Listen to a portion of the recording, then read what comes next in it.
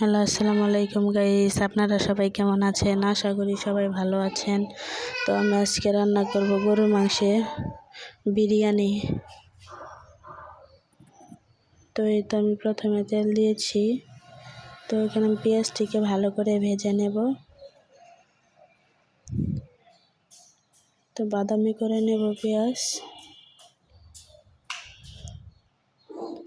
এই তো দালচিনি, এলাচ, লং, তেজপাতা এটার সাথে আমি ভাজবো।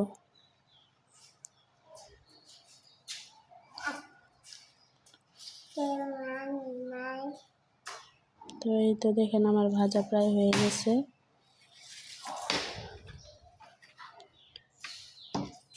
তো আমি এখানে রসুন বাটা, আদা বাটা দিয়ে নিয়েছি।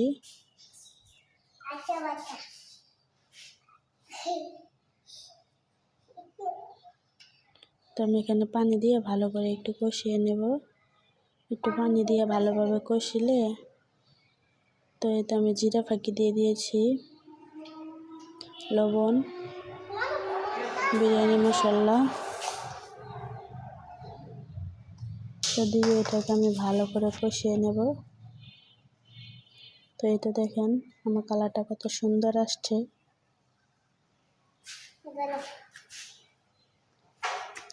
তো ভালো করে কষিয়ে নেব।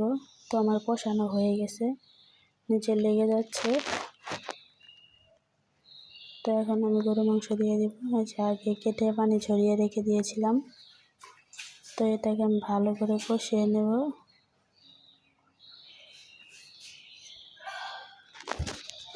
নেড়ে ভালোভাবে সবগুলোর সাথে ভালো করে মিশিয়ে নেব। নেওয়ার পরে এটা থেকে পানি উঠবে, ওইটা দিয়ে আমি কষাবো।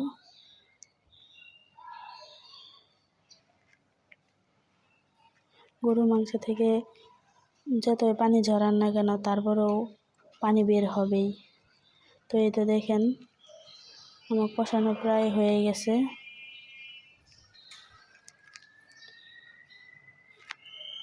এই যে আমি দিয়ে দিয়েছি এখানে কাজু বাদাম বাটা।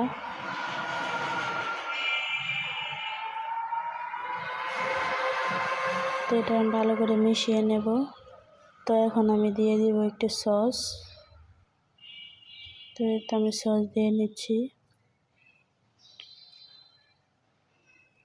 তো এটা আমার সস দেওয়া, এখন আমি এটাকে নেড়ে আবার ঢেকে দেব।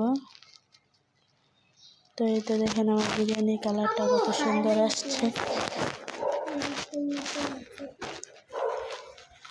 আমি এটাকে ঢেকে দিব।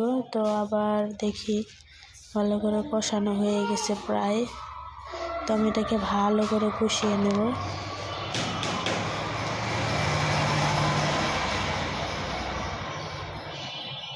একটু কষানো হয়ে গেলে এবার আমি চাউল দিয়ে দিব।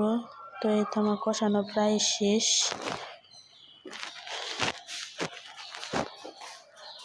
এই তো দেখেন কালারটা কত সুন্দর আসছে।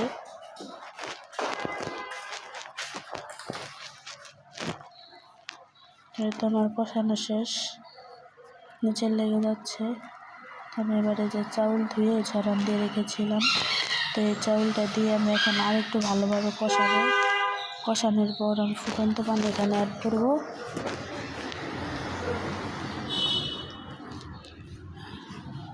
এই তো দেখেন